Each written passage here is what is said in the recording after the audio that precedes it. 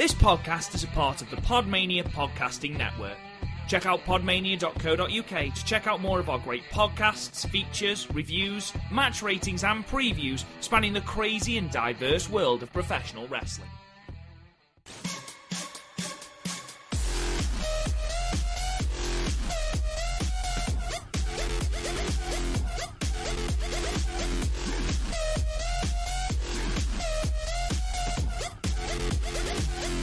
Now you're going to die.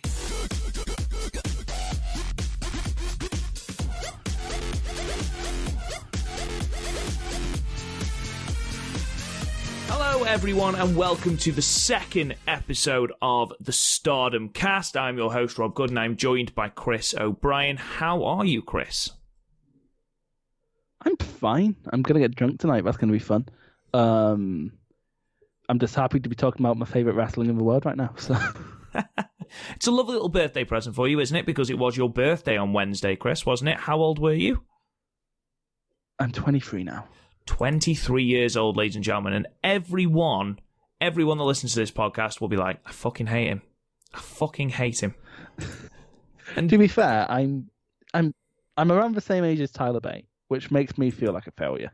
So I can't imagine what Tyler Bate makes you and Garth feel like. Look what he's doing at 23. Look at what I'm doing at 23. Yeah, I can see that, to be Yeah, fair. I mean, I'm struggling through uni, and he's there going, "Oh, I'm one of the best wrestlers in the world." I'm like, "Yeah, well, fuck you, you fucking sexy man." I can't be mean to Tyler Bate. He's just so You attractive, fucking isn't sexy man. Damn you, you sexy bastard. he? Stupid sexy bait. Amazing. Absolutely amazing. Tyler Bate is an absolute piece of bait. Now, we're not here to talk about sexy men. We're here to talk about really scary women. We're here to talk about scary women. We are indeed, Chris. And why are we here to talk about scary women, Chris? Go to the Stardom podcast. It is a Stardom podcast. It is a Stardom podcast. Like, there's literally no other reason this is a podcast about Stardom. What the fuck else are we meant to talk about? We're here to talk about the 25th of January 9th anniversary show from Korakuen Hall. Stardom's monthly Korakuen show being their anniversary show. So we pulled out all the stops. Honestly, I'd say most of this card is above average, and like about half of it is amazing. And then we're going to have a couple points for the Osaka show, mostly because Kagetsu retired with the new champion crowned, and the high-speed GP continues, which has been sort of nothing so far, but, you know, it's worth talking about. And, yeah, we're just here to sort of blast through because it's been a quiet month for Stardom, really, hasn't it? Because after all their post-New Year stuff, like from this Korakuen to now, there's basically only been the Osaka show and the Korakuen show yesterday, with tomorrow, today. It's at some point. In any case, we won't be covering that. We'll be covering that next time. Anyway, Rob, how much of the Korakuen show did you watch? So, obviously, we had the 9th anniversary show at Korakuen, which 1,602 people attended, which is an absolutely astonishing sort of amount of people to go to this show. For a non-New Japan company to draw nearly 2,000 is pretty rare nowadays. Absolutely. And it was a good show, like you mentioned. I watched everything apart from the dark match. The dark match was Tokyo Cyber Squad team of Rina and Rawaka defeating the Queen's Quest team of Hina and Leo Onozaki in 3 minutes and 39 seconds. Didn't watch that. So the first match... There was a really... Very quickly, there was only one really good part of that where it was like a ripcord into a doodle throw. That was a cool move. I forget who did it, but like, yeah, this match was passable. We move on then to a three-way exhibition, really, for the high-speed GP, with Azumi defeating Starlight Kid and Zoe Sky in 6 minutes and 3 seconds. What did you think, Chris? It was fun. Every time Azumi and Starlight Kid gets into a ring, the match is automatically a 6 or above, but also never quite reaches above an 8. But this was still extremely fun. Zoe Sky more than kept up, which like is very hard with Azumi and Starlight Kid because they're basically two fucking bullets in the ring. No, it was generally just an enjoyable opener, nothing groundbreaking. But honestly, for the 6 minutes it is, I just recommend watching it if you're going to watch through this card. Yeah, it was high speed at its finest. It was especially the opening was extremely quick paced. Like you said, Zoe Sky kept up. I thought her backpack stunner was great, though her music doesn't fit her character in any fucking way whatsoever. Not in any fucking way. Like, what should she be coming out to, though? What would you have her come out to?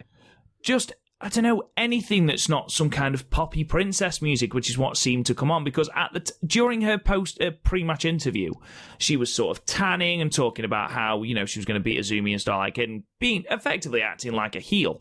And then her music hits and it's like, what the fuck is this? Honestly, I think she needs hip-hop. She's a hip-hop character.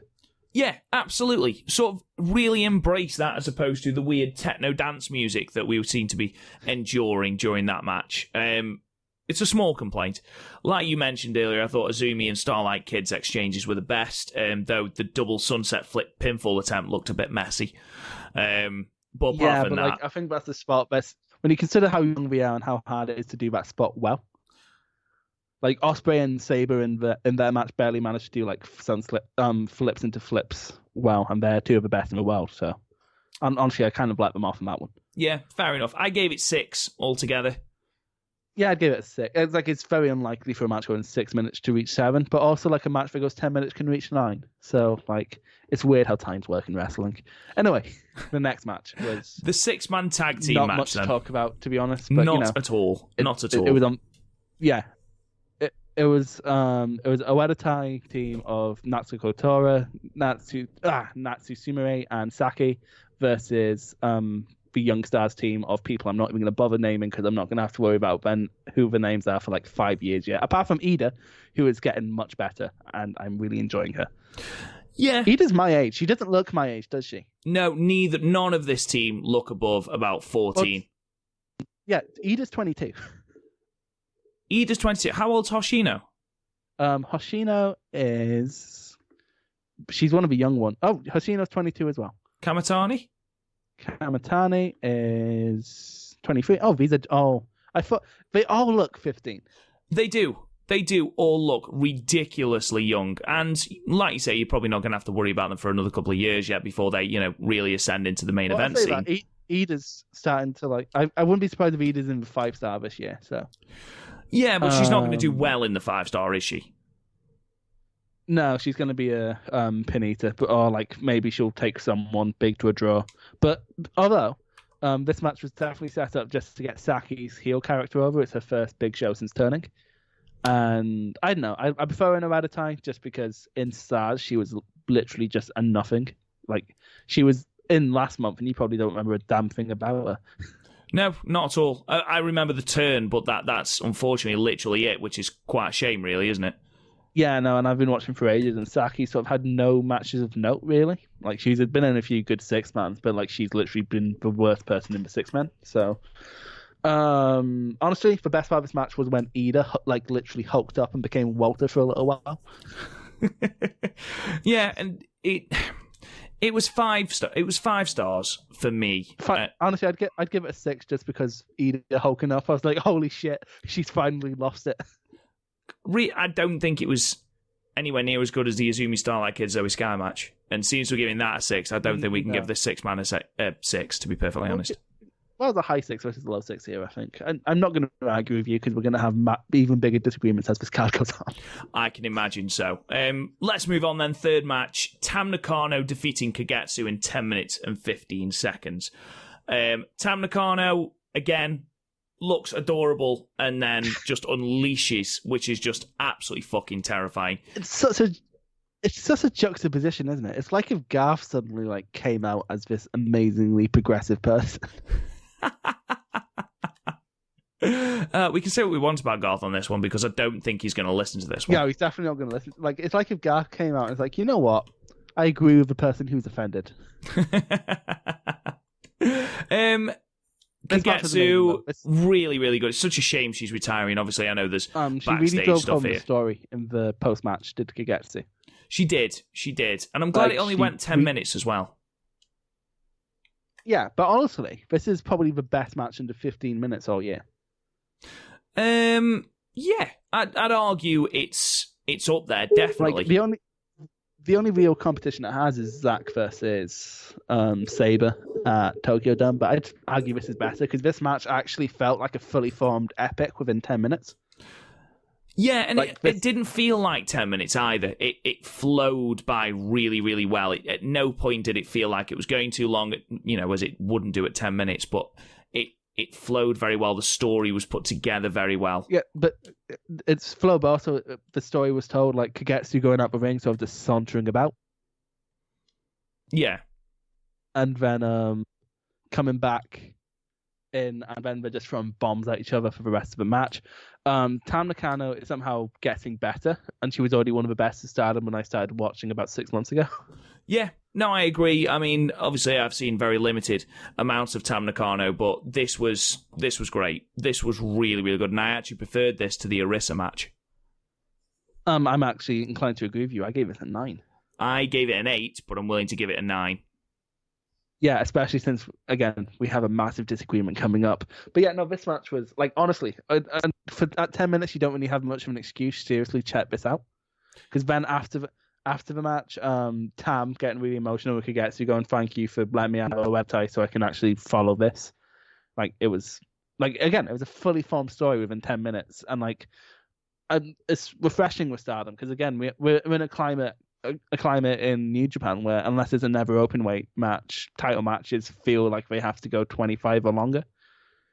Whereas in like Stardom, we're just sort of like we'll give them as much time as they need, and then we'll just let them get on a bit. Like seriously, the runtime of this whole show is 90 minutes, and the whole thing's great. So, yeah, I agree. Moving on then to the first championship match of the show, and it was the Goddesses of Stardom title match, which is, again, Stardom's tag team titles, with the team of Bea Priestley and Jamie Hayter defeating the Tokyo Cyber Squad team and the current champions, Jungle Kyona and Konami, in 12 minutes and 55 seconds. I have a question, Chris, regarding this. So, yeah, go ahead. Obviously, Jamie, at the time of this match, Jamie Hayter is in Oida Tai and Bea Priestley is in Queen's Quest. Now, in our first podcast, we talked about how the units are very strict, or far more strict than they are in New Japan. So why is it? It's honestly, I think it's because 2 reasons. One, there's new owners. So I think there's just people sort of getting into the scheme of things with that. And also, there's been an unbelievable exodus with Oida Tai. Like, remember it this way. With Fire Pro DLC, there's 3 people from Oida Tai who went in, which was Andras, Kagetsu, and Hazuki. Kagetsu and Hazuki have retired, and Andras got kicked out of Oida Tai. So Oida Tai was, like, very anemic. Even so, So, like, this is sort of the turn that's happened. Later in the night was all down to that, and with Bea Priestley and Jamie Hayter, they're an established tag team from the tag league, and that was before the Bushi Road buyout. And like honestly, it was just because they're the Gaijins. So okay, so that was what I wanted to ask, because that was what confused me with you having obviously said that the unit and factions in Stardom are far more strict than they are in New Japan. I just wanted to check that. Yeah, I did completely forget that they did tag team. It's literally just because Priestley was the champion. She didn't want to team with anyone, and like basically in Queen's Quest, Azumi was already taken, which is who B would want to tag with. So she was like, "Fuck it, I'm having Hayter. I can do whatever the fuck I want." Fair enough. So this match then, Chris. I love the dynamic between Jamie and B. I think it's great. Jungle in this match, I thought she did a great job. Her and Jamie Hayter, as you already mentioned. Yeah, I thought the fact the shit out of each other. But then even when she was literally on her last leg, she's kneeling down, she's getting the shit beaten out of her by Jamie Hayter, she didn't tag out because she was like, no, I need to beat Jamie Hayter. And she didn't tag Konami in for absolutely fucking ages. And I thought that was a really, really good story beat. Yeah, she didn't tag in Konami until she absolutely had to. Like, honestly, Kyona and Konami are 2 of the like most underpushed people in wrestling right now. It's kind of criminal, especially with Kyona. But like, actually, something that happened on the 9th anniversary show in Osaka, that sort of changed, which I'm very happy about. But like, there's one spot in this match I want to mention, Rob, and it's going to seem so minor that you're going to hate me, but also like, I really appreciated it. So you know how there's an unwritten rule in wrestling where like if you even touch doing a submission or a pin in a tag match, that gets broken up. Yes, it's extremely annoying. Yes. In this, Konami came in, started kicking the shit out of B, and B didn't let go of a submission. Which was brilliant, because that is exactly what you should do. No, exactly. Until the point where, like, literally I'm in so much pain I cannot hold it. Like, you should never, unless it's like a fucking Ibushi or a wrist kick, you should not let go of the first kick. No, never. And I thought that was really, really good. There was a moment as well. There was a tag team move between Konami and Jungle, where they did a drop kick assisted powerbomb onto B. So they got B up in a powerbomb with Jamie Hayter on the floor, and then I think Konami came off the top, drop kicked B, and the powerbomb onto Jamie. I really, really loved that. I thought that was great. Despite that, there was still some really, really botchy bits in it from Jamie Hayter. So, for example, there was a suicide dive which looked incredibly botchy, and then there was a lariat which just looked really, really messy. And I don't know whether it didn't take anything away from it for me that much, but it was something that I did notice, and it was on more than one occasion. I don't know if you noticed that, Chris. I did, and like within the grand scheme of Stardom, where everything is so crisp, and Jamie sort of stand out as not being crisp, but I think that sort of lends it to him. I think that sort of lends, like, it's like in All Japan in the 90s with Hansen, how he was very different. So I kind of like it, but also, yeah, sometimes it does look a bit messy. I think, honestly, I didn't affect the match quality for me. Just because, like, the main driving force of this match was Jungle Kiona and her selling and her being one of the best in Stardom. I love Jungle so much. Yeah, it was really, really good. Of course, we did have a title change here, though, with B winning with a Japanese Ocean Cyclone suplex. Oh, she's not allowed to call it that. Oh, is she not? Do you want to hear about the drama? Of course I want to hear about the drama. Love a bit of drama. So, do you know who invented that move? Aja Kong. No, made it Manami up. Toyota. To be fair, it was one of Kong's greatest shots. Anyway, it was Manami Toyota, and B didn't ask permission before taking it. Right, so she's not allowed to call it that. So she basically she has heat with Manami Toyota, and Stardom don't want that. So it's like she called it the Queen's Landing, which I think is a better name, to be honest. Oh, absolutely, that's a far better name. Like, I'm sure there's going to be a Joshi fan listening going, go watch Big Egg Wrestling Universe, you cunts. But I don't care. It's a better name. Yeah, it is a better name. I agree. Although, like, some Joshi fans do give... Like, that Joshi fan in Inside the Ropes, I won't name his name, but if you're in Inside the Ropes, you know him. And, like, he was trying to sell Joshi to someone, going, how can someone say no to a former softcore erotica star beating the shit out of someone? I'm like, honestly, if that's how Joshi was explained to me, I would never... tried Stardom. No, it does need to be explained a little bit better than that. No, exactly. Like, but you either need to like go, hey, look, they're really fast matches. Like, imagine if Lucha Underground and New Japan had a baby, or you need to go to do what I did and wear down your podcast co-host for about 6 months before they give up. Jamie Hayter and B. Priestley, of course, become the first Gaijin team to hold the Goddesses of Stardom title. So yeah, I believe the Gaijin has held the title, but not a Gaijin team. No. I'll double check that right now because there's not been a ton of title reigns. But yeah, honestly, Jungle and Thingy have held it so long that it's not that big. I'm not that sad that they've lost it. Yeah. So I'm just and like again, I think after B had in some people's estimation a bad reign, I thought it was really good personally. That yeah, it's probably the best place for her to be in the tag team division, and honestly, for the way B wrestles, which is very like quick, high impact, and then fucking off, I think it really fits her. So it doesn't look like there's any. Oh no, Hayley Hatred. I think she can't be Japanese. But alpha female. She's definitely not Japanese. Okay. So yeah, there's been Gaijins, but not Gaijin teams. Cool. Just quickly, do you think it's the right? Oh, what would you rate this match? Well, I was going to say, yeah, don't matter. I'd give it 7. See, I gave it an 8, mostly because of the not breaking up spot. I would have given it 8, but you had 2 botchy spots from Jamie, and then there was a bit that really annoyed me with being. I know it sounds like I'm being really, really picky. There was a snapmare, and then I think it was Jungle came off the ropes and hit her in the back with a kick. And B tensed about an hour and a half too early. Yeah. And I know that sounds like I'm being really picky. But like, I guess if someone like Jungle's fairly sizable, so I guess if someone like Jungle's running at you, and you know there's not enough space to do anything, that's what you do. Yeah, I suppose so. I'll concede. I'll give it 8. That's fine. Yeah. What you have to remember is that I'm really, really, really enthusiastic about Stardom, and Rob's sort of just not as enthusiastic as me. He still loves it, but like he's not as enthusiastic as me. I do enjoy watching Stardom. I wouldn't say I love it. It's great, and I do enjoy watching it. It's really easy to watch as well, just because the show's about maybe 90 minutes long if you skip some of the promos. Yeah, which like absolutely. I do, because like on like where something like Tam versus Kagetsu, it matters, but like who the fuck cares what Zoe Sky has to say? Hey, she was tanning. That's what she had to say.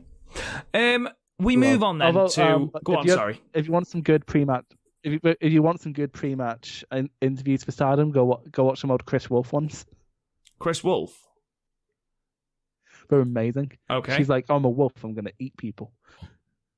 Fair enough. It's amazing. Fair It's enough. like, I like tasty meat. Are you tasty meat? Oh my god, WWE would love shit like that. Absolutely love shit like that. Good shit. We move on then to a 6-woman tag team match with the team, Julia's team, we won't tell you who, came out, and 2 mystery partners defeating the Tokyo Cyber Squad team of Hana Kimura, Death Yamasan, and Layla Hirsch in 14 minutes and 8 seconds. So, first thing to point out about this match are the 2 people that came out to team with Julia, and that is Maika and Sayori Kondo. Chris, do you know anything about these 2?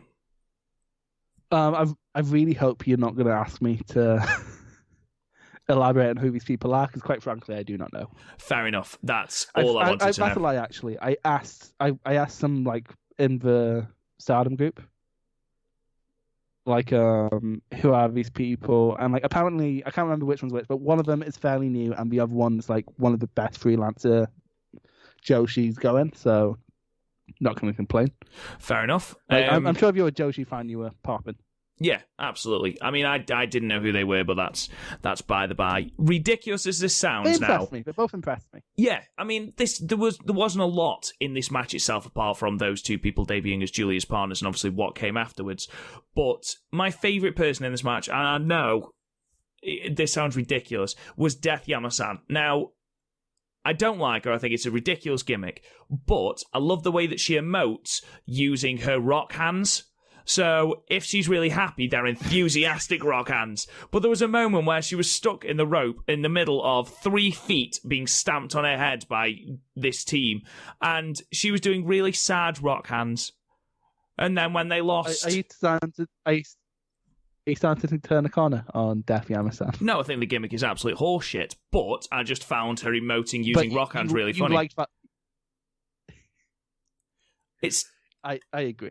Her corner bit where she's supposed to do it in time with her death, and cannot do it in fucking time really winds me up.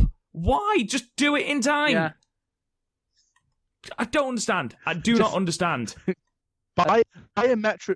Do what you have to do if you're a guitarist and have to learn how to be in time. Buy a metronome and just do it until you can do it. Exactly. What do you think of Layla Hirsch? I thought, actually, she was made to look very, very good here. Her Springboard Moonsault looked absolutely fucking beautiful. Yeah, it's like Eichner's, wasn't it? Yeah, really, really good. There was a few clunky, messy bits. There was one point where they were doing Tokyo Cyber Squad were doing they had all 3 members in different corners and they were just sort of like running around mentally and just attacking ones. And Layla Hirsch sort of stood in the middle, not really knowing what to do. That looks a little bit messy. But all in all, I thought she looked great. It was a secondary match, really. Let's put it that way, to put over this new stable. Yeah. I like the MMA look just because it's fairly unique to Stardom, but also just because I watch NXT on occasion, she just strikes me as a mini Shayna Baszler. Yeah, absolutely. She eventually ends up taking the pin from Julia with, is her finishing move the Glorious Buster? I believe so. Like, she's getting better at it. It's better than when she tried to do it on Hana it's not Kimura, like last time where she was really struggling with it. Like, she actually hit it fairly. She was hitting it fairly cleanly in this match. She was. Anyway, after the match, Hana Kimura gives this promo, which was fucking brilliant, where she just basically slagged off these two women, saying they were night walkers, told them they were ugly. Basically, she was a 16-year-old girl at high school, just slagging them off in really, really childish ways, and then she said arrivederci and walked off. That's one really good thing I'll give Hannah. She's probably the best promo in Stardom. Yeah, and she's massively over. Yeah, I think it's sort of like how I care more about New Japan promos now that Chris Shelton's there. Because honestly, my biggest problem was I can't know if this is a good promo. I don't know what they're saying. Now that I know what they're saying, I'm like, oh, this is actually really good. And then you can sort of fit it in with delivery. I do like how she got Mike immediately and went, hey, do you think you're impressive because you beat my fucking bodyguard? Yeah, it was like, oh, cheers, Hannah. That's what you think of Layla. Fair enough. But then Julia sort of introduces a new stable. They're called Donna del Mondo, which is Women of the World. Got no reaction, but Julia covered this really, really well by saying, don't worry, just check my social media afterwards. You'll get used to it, and everyone laughed. So she is getting better. Yeah, I think, honestly, I think she was just, like, the fact that she's just been put in random singles matches to start with just sort of turned me off her. Also, I guess if she's coming in to make her own stable, that makes sense. Honestly, I think her making her own stable is just a way so they have 5 teams going into the draft. If they do the drafts. I'm not sure if Booty Road are going to do that, but honestly, I hope they do, because I know you haven't seen, I don't know if you've seen a draft, but they are really fun. They're not great wrestling or anything, they're just fun. I thought there was 6 stables now with Donna Del Mondo. Hang on, Stars, Oelitai, TCS, Domando, and Queen's Quest. No, 5. I thought there was another one. Doesn't matter. Carry on. Jungle Kiona used to have one, but they got knocked out in the draft last year. No, I remember you saying about that before. But no, this match, I'm not gonna lie and say there's anything really worth talking about in this match other than the moonsault and who was in it. As a match, it's just fair, but it's not there to be a great match because, to be fair, Def Yama-san is in the highest position she'll probably ever be. So. I agree. Former high-speed champion Def Yama-san. Jesus Christ! What are we giving this? I'd give this a 4. There's not much to say about it. I want to give it a 4. It's not below average. Really? You're going to give it a 5? Yeah, because it's not below average. Honestly, because for 2, Julia's new partners impressed me. The only bad part was when Def Yama-san started being Def Yama-san, but even then I found that fairly entertaining just because I knew how much you'd hate it. So, honestly, I think giving it a 4 is very harsh when you consider what we've given a 4 in the past. Yeah, most Nakanishi matches. Yeah. I'm still not conceding 4, though. I think that's mean. All right, we'll give it 5. Fine. But I'm not conceding this next match. Right, so... Right, you have to concede somewhat because we are fairly far apart. But it's Arisa Hoshiki versus Utami Hayashita. And, okay, I'm going to let you rant because it's what we do. If someone has a rant, we let them get out of the way. So, Wonder of Stardom title belt on the line. And we have Arisa, like you say, and Utami. Starts okay. Utami starts with quite a lot of dominance, and then sort of, Arisa sort of turns the tides with a big step up knee. We then go to the outside where Arisa starts slamming Utami's head into the ring apron. At this point, Utami is bust open, and it's hard way. And she's then quite clearly rattled. So whether she is concussed or whether she is just rattled is unclear. But if she was concussed, she wouldn't wrestle at the next show. Well, in that case, there's absolutely no excuse for the sloppiness that followed. Because if she's concussed and if she battled through it, or if she's got a severe, if she's got a head injury, then that's fair enough. You can sort of excuse the sloppiness, but there was too much sloppiness in this match, especially towards the end, for this head injury not to be real. So if you're telling me that the head injury was not real and it was all done as part of the match to add some sort of effect to the match, then I'm sorry, the match was wank. There was people not being carried properly. There was moves that were done too quickly. There was really, really appallingly pulled punches from Arisa. Then if you're taking away the head injury from this match, then I'm sorry, it was a shit show. I don't think it was a shit show. I actually think it plays into a little story that Arisa's been telling, where she's very slowly turning into a psychopath. But then that wasn't at all referenced in the post promo at all. Well, it wasn't. It doesn't need to reference in the promo for it to be a thing. Like, for example, it was told within the match. For example, she hits a splash near the end, and instead of allowing the pin to happen, pulls Utami up and hits her with a Brazilian kick. Like, just for the sake of doing it. Like, and that's not the Arisa of who was facing Tam and refusing to hurt her all that much a few months ago. Yeah, but that was because they had storyline together. She liked Tam. That's different. Yeah, but she doesn't know. Like, when she faced Jungle, she wasn't a psychopath. When she faced Kagetsu, she wasn't a psychopath. She's only really been a psychopath since facing the people who beat her in the 5-star. Well, that's not being a psychopath. That's just getting revenge. That's different. But like, she's been wrestling like, I don't know. I'm not saying she's an actual psychopath. I'm just saying she's becoming more crazy, and I like it. Which is fine, but I don't agree think... at points this is sloppy. I don't think it's half as bad as you say. I don't think Utami was injured, because again, they wouldn't have a fight someone like Jamie Hayter like a week later if she was all that badly injured. Then what was the excuse with the pulled punches, Chris? Honestly, I just don't think Utami's ever been all that good at punch. She's a great kicker. I've never seen her throw great punches. Do you mean Arisa? Yeah. No, I'm sorry, but they were punches that basically looked as though, right, I don't want to hurt her. Maybe, but like I think she could have been pulling punches thinking she was hurt, but I don't think Utami was actually hurt. Like, I agree with you, like, at these bad points. I just don't think the match is as wank as you say. This is also a very divisive match. I've seen people call this match of the year, which I don't agree with at all. Who the fuck is saying that? Do you know CM Pulse? I disagree massively. I also disagree with this being match of the year. But also, I still think it's a really good match. It's not even Arisa's best match of the year. No, it's not Arisa's best match of the year, because she's amazing. Actually, no, it would be. It actually probably would be, because that the Konami match was last year, and she hasn't had a singles match since. Oh yeah, no, true, yeah. No, that's depressing, isn't it? The fact that is. It's Arisa's best match of the year. It's probably not Utami's best match of the year. I'd probably say the Jamie Hayter one was better. But I was thinking I'm now like seeing your point of view. I would go with 7. I'm not going with 5. Like you've been saying all week. I'll go. There's enough good in this match 6. not to be a 5. I'll concede 6. I'm not getting any higher than 6. I refuse. I don't think it's a good enough match. If this was WWE, you would shit on it. This one, because ultimately you run the website, so you'll just put what you want anyway. Okay, but you look at that Charlotte and Kairi Sane match. Yeah. And you shat on that. I didn't shit on it. Yes, you did. You absolutely buried Charlotte. Okay.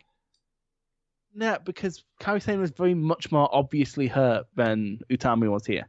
You told me it'd just been bust open hard way. Oh, but it's okay when fucking Dustin Rhodes and Brock Lesnar do it. Like, just being busted open doesn't mean someone... you can be busted open without getting a concussion. I'm sorry, she is not that good an actress. Well, that's actually my point with this match as well, because Utami actually showed emotion. I don't think she could show the emotion she could if she was badly injured. No, I still disagree. We are going to have to agree to disagree, because otherwise this podcast will be about 4 hours long. I think it suffered because of the injury. I think it had the potential to be great. Like I say, the early exchanges were really good. Match in the 5-star. See, I haven't seen the 5-star, so I probably do need to watch that. you should watch that because ultimately it's a 15-minute time limit. So ultimately, like even if you watch a whole 5-star show, you're not watching a lot. So like if you're just bored one day, I'd recommend it. Yeah, it's not like the G1. Yeah, it's not like I saw someone saying, I'm rewatching last year's Super Juniors. I'm like, how the fuck do you have the time to rewatch a Super Juniors? Pardon me. I agree. I don't understand that. Although Arisa's next challenger, who was revealed at the end of the match, is slightly exciting. We'll talk about that at the end. Yeah. So we move on then to the main event, the World of Stardom title match with the champion Mayu Iwatani defeating Momo Watanabe in 19 minutes and 12 seconds. Obviously, the last podcast we did together, we reviewed Mayu versus Kagetsu, and we talked about how even though it was a high-paced match and things like that, it was still a touch disappointing. Not, it wasn't below, I think we gave it a 7. Or did we give it an 8? I can't remember off the top of my head. I'll have to check. We gave it an 8. We gave it an 8. We gave it an 8. This was substantially better. This was really good. This is almost like your standard Stardom main event, but like it's so good that it is so good that you don't get bored of it, and B, it's not 30 minutes, so you don't get bored of it. Yeah. No, I agree. I thought Momo was fantastic, but Mayu, this was the Mayu that I sort of expect to see at the top of the card. I mean, that reverse Frankensteiner, fucking hell. Yeah, it was just ridiculous. Yeah, amazing. But also, this is your first exposure to how good Momo can be, and how good is Momo? Momo's fantastic. Absolutely fantastic. Just Momo's work on the arm was brilliant. If I tell you how old she is, you're going to hate me. How old is she? She's 19. Momo Watanabe is? Yeah, she's 19 years old. I thought she was 30. She's 19. Jesus Christ. No, she was absolutely incredible during this match. It was a sprint. I thought it was going to go longer, and I'm really glad it didn't because they managed to just condense everything into this absolutely great match. That's the thing. It's not even a short match. It's 20 minutes. Like it's about as long as the day one New Beginning main events, but still, I would say these are better. Well, maybe you might disagree because you really like really like Goto versus Shingo. But like, I think this is much better than either of those main events. I think this is a cut above. Just the two delivered absolute bombs. The two are so good at conveying emotion, which is sort of where Shingo falls apart. Which I get he's not there to convey emotion, but like you kind of need that in a great match. Whereas like these two like are amazing at conveying emotion, especially Mayu, and just this match was good. I can't really think of any flaws in this match. Like I'm not saying it's a perfect match. I just can't think of any flaws that aren't nitpicks. I think if I was to nitpick, it was very, very obvious towards the end that Mayu was winning. It was very one-sided from Mayu, but I mean that is a very picky thing for me because I love Mayu, and I thought Momo again, her work on the arm, like I mentioned earlier, was absolutely fantastic. But this was a 9-star match. This was absolutely fantastic. This was, I agree with that. I initially went 8, but like I think that's mostly just so it was more consistent with the rest of the card. This was absolutely incredible, and honestly, it's the longest match of this card by a mile. But like, I would have no issue recommending this to anyone, even though me saying I like Stardom in many wrestling circles get me laughed at. Cough, cough, cough, gaff. So like, your two major Korakuen shows in now. Is Mayu your Stardom favorite? Yes, I love Mayu. Can you see anyone who would potentially replace her? Death Yama-san.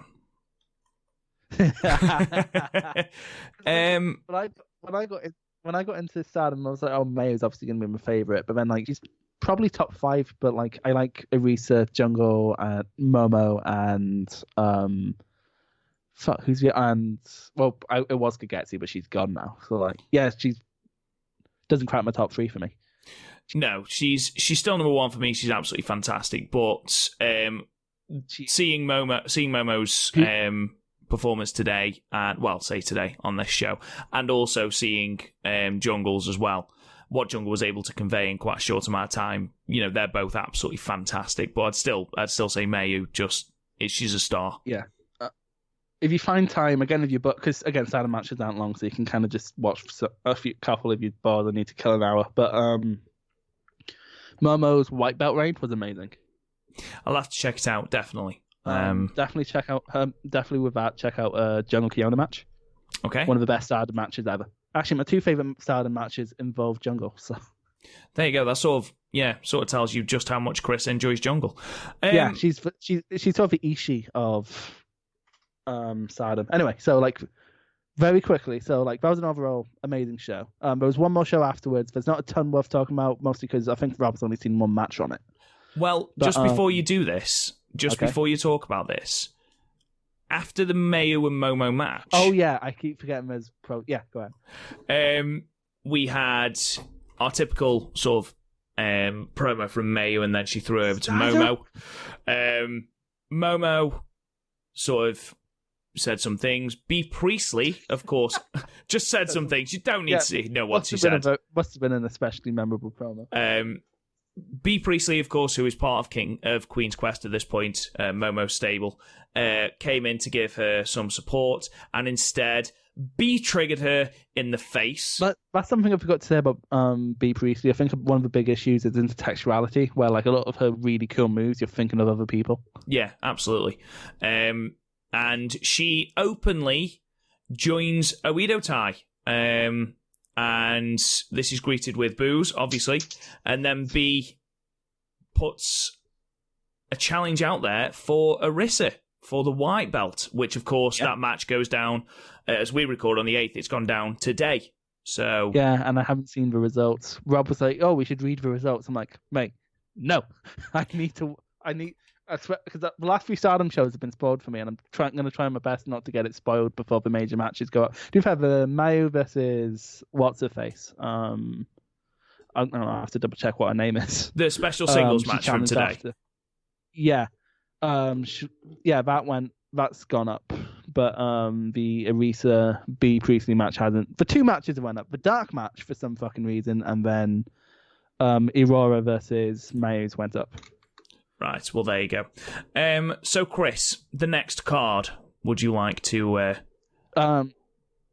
Yeah, I'll quickly go through the results, and then I'll stop at any major story beats. There's a three-way match between Azumi, Hoshino, and Leo, and Azumi won, obviously. Nothing worth talking about, not even worth rating. High-speed Grand Prix match between Def Yamasan and Starlight Kid. Now, between Def Yamasan and Starlight Kid and a high-speed Grand Prix match, which is basically Starlight Kids and Azumi's division, who would you have win? Starlight Kid. Yeah, who won? Well, I'm looking at the results now on Cage Match, so I know. The fact it only lasted 3 minutes as well is absolutely fantastic. That's a high-speed match, though. High-speed matches don't tend to very, very rarely reach 10. So that's the thing I like about high-speed matches. Then they never take big bumps. It's literally just run and try to get the win. I know in other Joshi promotions, I think if my sources who actually watch Joshi, other Joshi promotions are telling me right, other high speed divisions have time limits and stuff. Whereas here it's sort of just an unofficial way of doing things. But yeah, Def Yamasan won, and Starlight Kid sits on 0. Honestly, they don't put any graphics up of how the tournaments are going, so I honestly don't know who's winning. I'm going to assume it's Azumi. Then we have a tag match with B. Priestley and Zoe Sky taking on Saya and Tam Nakano. Of course, Saya's there to take the pin. It was fine. The first match with Donna Del Mondo with Julia and Makia versus the star team of Arisa and Ida. And Arisa's great, so of course this match was really good. But again, Mike here, it's going to be like the new Dookie, just a new way of saying it every time. It's continuing to impress me. She's still good. I'm still enjoying it. I'm not going to fully have an opinion on it until she has a singles match, though. The other Thai team of Natsuki Tora, Natsu Sumire, and Saki Kashima taking on the TCS team of Hanakamura, Konami, and Hirsch. And again, fun. Saki's in there, so it's never going to be a great match. But, it's fun enough, and Saki continues to be better in Oedo than she was in Stars. This is a match you've seen now, isn't it? The SWA match. Do you know what the rules are? Do you know what the rules are for the SWA Championship? Now, unless I'm very much mistaken, you went through these last time. So the current champion did tell is... you. I'm just quizzing you to see if you remember what I tell you. I think I do. So the current champion is Utami Hayashishita, who obviously I shat on in the last match. Well, you didn't shit on her. You shat on Arita. I did, which is why you were so angry about it. To be honest, you were being harsh. But yeah, so what's the rules of the SWA? The rules, I believe, so because she is Japanese, it can't be anyone of Japanese descent going for the belt. Which is why it's been so sparsely defended, because really all she could defend it against was like B, who of course isn't going to go for it because she was the world champ at the time. And then you had like the TCS lots, so like Rebel Kel, Zoe Lucas, Bonnie Tyler, and Zoe Lucas went for it, but like it was a meh match. So like she won it on the 14th of January, and she defended it 3 times. The last time it was defended was the 20th of July, and that was the aforementioned Zoe Lucas match in Osaka. So Zoe Lucas match. Who else does she face again? In her reign? So she won it on the 14th of the 1st, and she beat Viper. Took the belt off Viper. She then defended it on the 24th of February against Bobby Tyler. Then again on the 28th of March against Rebel Kel. And then she defended it for the final time up until today. Against Zoe Lucas in Osaka. And then obviously she lost it today. Oh, I keep saying today. She lost it on the 26th of January. Of the Osaka show, yeah. So yeah, but like now that, because Tony Storm's held it, like honestly, when it's on from what I understand, when it's on a foreigner, it's defended more, just because it's something you can throw in a smaller show, and it's for an excuse for a singles match. And like say with Jamie Hayter having it now, spoilers. There's more people who can realistically go for it. Like she could defend against like not Saki because she's in a weather tie, but like Konami could go for it. Like Ida could go for it. Like there's a ton of people who could go for it, and it's a good way to get Jamie Hayter better. I thought this match was good though. We sort of have disagreements on this. I think it's a 7. No, I gave it a 7. Oh, good. Because they kept up a fairly high pace. They hit each other fairly hard, and that's all I really want from a minor show match. So yeah, I think it was the only thing that I had any issue with really was how dominant Hayter was throughout this entire match. Yeah, but maybe that was Utami's talent. Maybe. What I did like, though, was the pre-match promo, where basically it was the unofficial B match, where the winner seemed to get B Priestley, because Utami came out and said, I'm doing this match to draw B Priestley back to Queen's Quest, and it was like, is that an unofficial stipulation of this match? The winner gets B, the B Bowl. It's like in GM mode, you could back in the day, you could literally have someone fight have a diva as their manager. Exactly. So it was, very strange, but it did make me laugh. So yeah, I like how B sort of just turned up in Jamie's promo. Yeah, to be honest, like I didn't hate this match. I didn't hate this match at all. It was just, I don't know. Obviously, it has a ceiling because of both women's respective inexperience. I don't want to say that because they've both been in big matches and done well, but neither of them are leaders, is my point. This is what we've talked about before with other competitors. Yeah, there are those people that can... yeah, go on. Yeah, no, exactly. We talked about it earlier with EOP. And with both of them, they're young enough where they're probably gonna get better, but like for now, they're green enough to need someone. Anyway, this next match was fucking amazing. It was JK Green of Jungle Kyona and Momo Watanabe taking on Kagetsu and Mayo Iwatani. And apparently this is what Kagetsu picked for her last match. And to be fair, everyone went all out. It was great. It was absolutely it's better than the tag match from the night before. And to be honest, it's probably my tag match from the year. But like in terms of what I've watched, it's been fairly slim pickings of that. Like because when it comes to like major tag matches I've seen this year, it's been DIY versus Mustache Mountain, which is I'm not going to dwell on shit matches. And then there's the tag match at I guess if you count the ladder match at Takeover, I'll say that, but I don't really count it. It's not really a traditional tag match. This, however, was something else, Rob. Okay. It was hard hitting, enough like Kagetsu bollocks to be an homage without it being over the top. Like basically they just did the the elastic into the face thing. Yes. Like where they pull it back and let go. Yeah. Yeah, they did that. And to be fair, I'm just glad I wasn't to Jungle, because normally when something stupid like that happens, it happens to Jungle, and I feel sorry for her. Like, have you seen like like those no context Stardom pages or whatever, and like there's a photo of someone like screaming as 5 people are about to kick her. That's always Jungle, and like it's such a shame. But yeah, Jungle was an absolute star in this match. She stated ruined before, everybody. She's great. Like, when I say everybody, she did it. She is amazing, like hilarious, great. There was a powerbomb where she just dropped. You know how she does? I guess you won't have seen it yet, but her finish is sort of like a deadlift into like a Elgin bomb, but the Elgin bomb's the last ride. Yes, sort of. Yeah, I have seen it. I think. Okay. But before she did it to Kagetsu, she just it's deliberate because Kagetsu tucked her neck, but like just dropped Kagetsu on her head. Fuck you, Kagetsu. No, literally, it's like bang. Okay, and now I'm gonna give you it.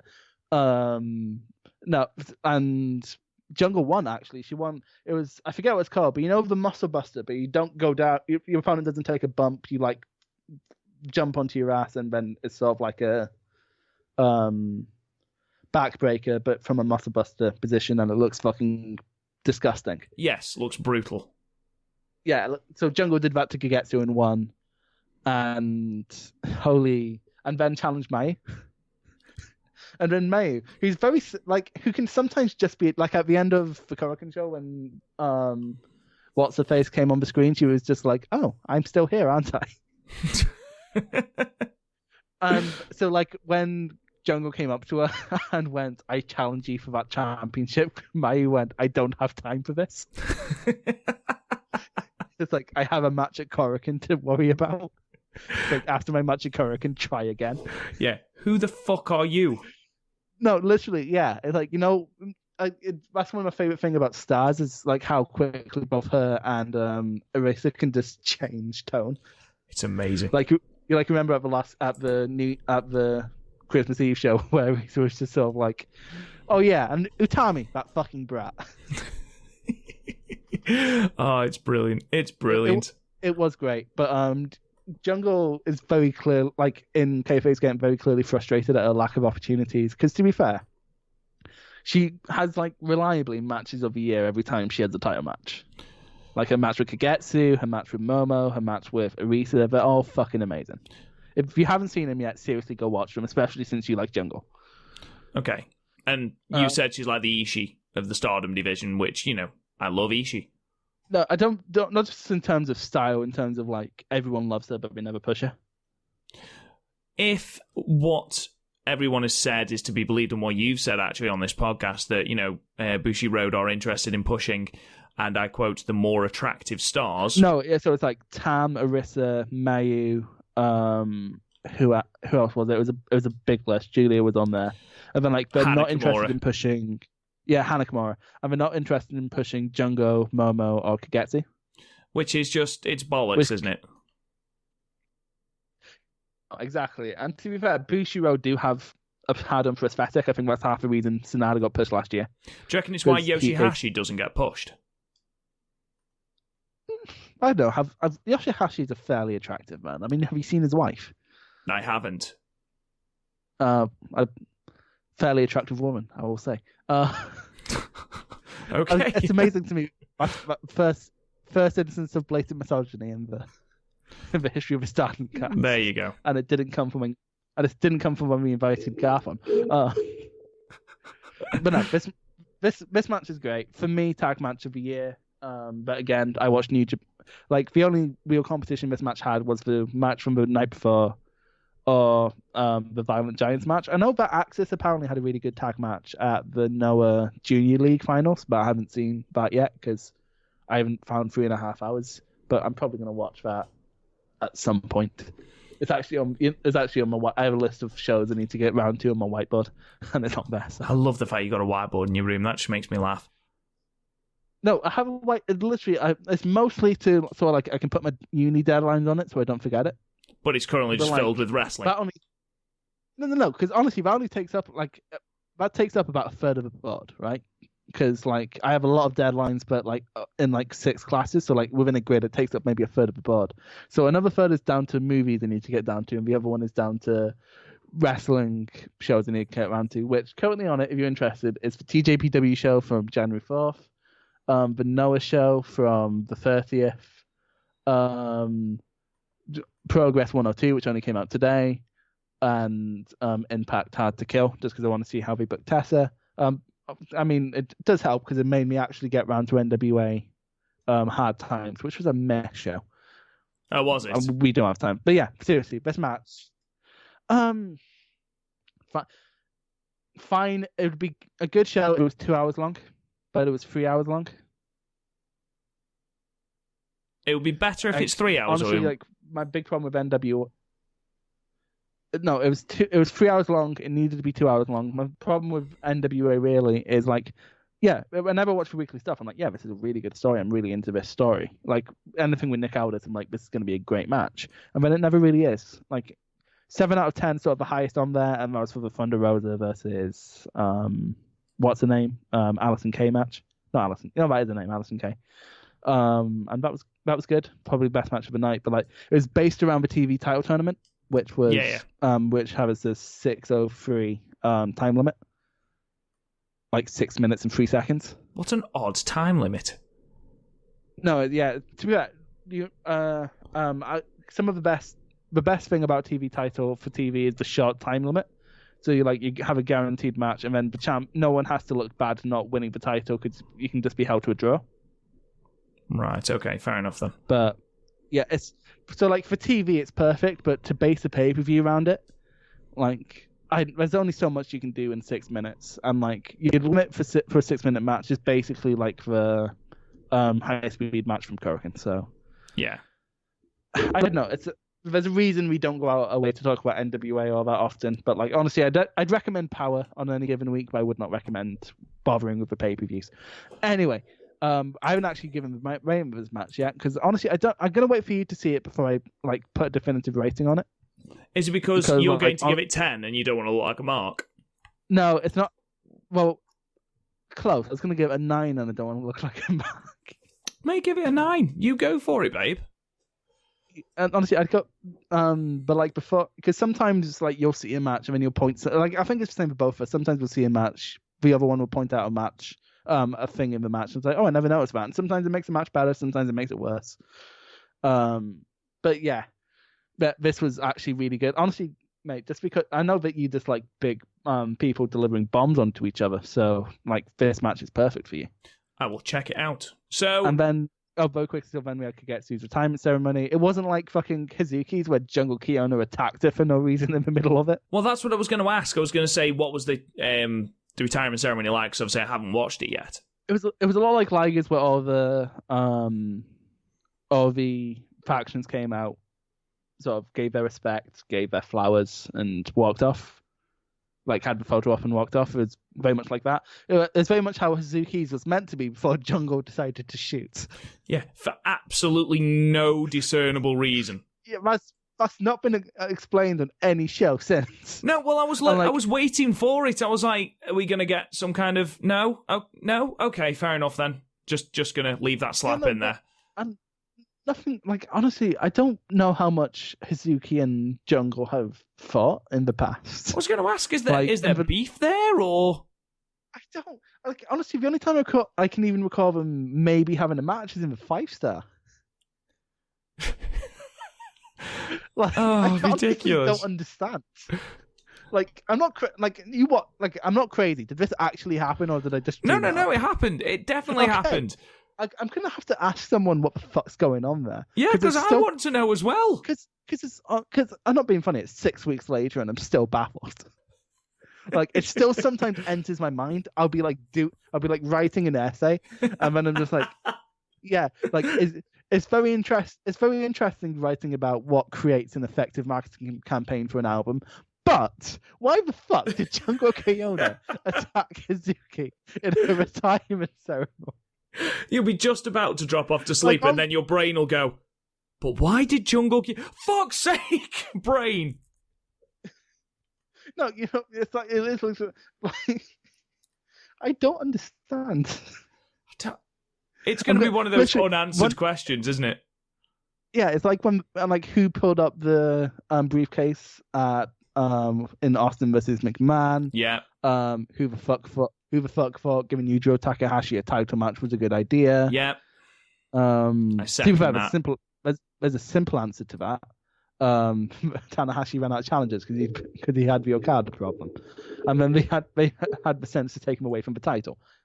Learn from your past, New Japan. But no, yeah. So we should we've gotten to be like in the last 10 minutes we went from NWA to laughing about how Jungle and Hazuki apparently just don't like each other. So we should probably wrap it up. We should probably wrap it up. So do a tangent. Absolutely. So these have been two really good shows. I think the fact that Stardom hasn't had like an overly packed month like it normally does has helped. There's a lot of cool moments in since our last one. Like since our last one, we had like the old Hannah come back and all that for a match, and like, but I think Kagetsu's retirement tour has been fun. How much of Kagetsu's retirement tour have you seen? Lots of bits and bobs. I watched when obviously Hannah Kimura reverted back to her old roots. Yeah. Her Oedetai stuff, and then like I also found it really fun when Azumi finally got was in Oedetai for a night, because Oedetai's been trying to steal Azumi from Queen's Quest for about 2 years now. Yeah, I think. And Azumi was funny backstage. She was like, you owe me 30,000 yen. Bloody hell! I just think it's been a nice little tour. It's been good to give her the send-off she deserves. She definitely deserves. And then obviously that ceremony, I think, is a great way to top it all off. And then if this match is anywhere near as good as... She gave her her one last match before announcing her retirement. And then basically they were like, okay, what do you want to do? And she basically went, can I team with Hannah there, Azumi there, and then FaceTime? They were like, yeah, sure. Yeah, do what the fuck you all want. those matches had a decent story. And like it sort of shows the reach of how Kagetsu's helped Stardom, so... Yeah, absolutely. Well, ladies and gentlemen... I'm really sad to see it go. Well, ladies and gentlemen, thank you very much for joining us for our second episode of the Stardom Cast. Obviously, in the next one, we'll be covering all of the other shows, including the Way to Major League show that's taken place today on the 8th of February, so we won't spoil the results because Chris's head will explode. But that's obviously the card that includes the B. Priestley versus Arisa match. But yeah, thank you very much for listening, guys. You can join us on Twitter at StardomCast. You can as well talk to us on Facebook as well. You can join the website, www.podmania.co.uk for all our previous podcasts, all 2 of them, and match rating archives as well. You can talk to me on Twitter at RealRobGoodwin. Chris, where can they find you? At Podmania. I could say at Garthmania just to redirect all the hatred I'm probably getting from Joshi fans to Garth. And then him going, wait, hang on. What the fuck is a Jamie? What have you done, you bastards? But no, thank you so much for listening, guys. We'll be back next month for episode 3, obviously in relation to Korakuen shows and big events. We'll probably end up like if it's this time next month, we'll probably have another Korakuen show between now and the next recording. Well, that's what I mean. Like, so we'll have 2 Korakuen shows. Well, there you go. It'd be extremely fun. Favorite thing to do. It's probably my favorite one to do, just because there's no sort of time crunch on it. No, because it's monthly, and we can do whatever we want, really, can't we? Yeah, like we can laugh about fucking Junko and Hazuki for 5 minutes. Oh, thank you so much for listening, guys, and we'll talk to you guys again soon.